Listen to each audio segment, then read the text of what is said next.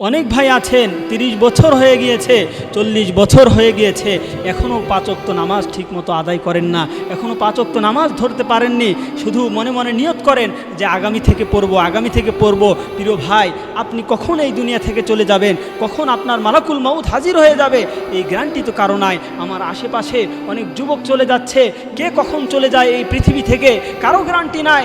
সুতরাং আজ না হয় কাল, কাল না হয় পরশু, এভাবে নিয়ত করা বাদ দিয়ে এখন থেকেই আপনি নিয়ত করুন যে এখন থেকে আর ১ ওয়াক্ত নামাজ আমরা ছাড়বো না। কারণ কিয়ামতের ময়দানে যদি কারো নামাজ ঠিক না থাকে তাহলে সেই ব্যক্তি ধরা খেয়ে যাবে। আউয়ালু মা ইউহাসাবু বিহিল আবদু ইয়াউমাল কিয়ামাতিস সালাহ, কিয়ামতের দিন সর্বপ্রথম বান্দার নামাজের হিসাব হবে। সুতরাং যার নামাজ ঠিক থাকবে সেই ব্যক্তি নাজাত পাবে, মুক্তি পাবে। আর যার নামাজ ঠিক হবে না সেই ব্যক্তি আটকে যাবে, সেই ব্যক্তির আর মুক্তির পথ থাকবে না।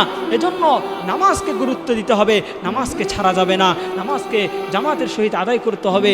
নামাজকে যদি গুরুত্ব দেই, আল্লাহ পাক রব্বুল আলামিন আমাদের জীবনে শান্তি ফিরিয়ে দিবেন।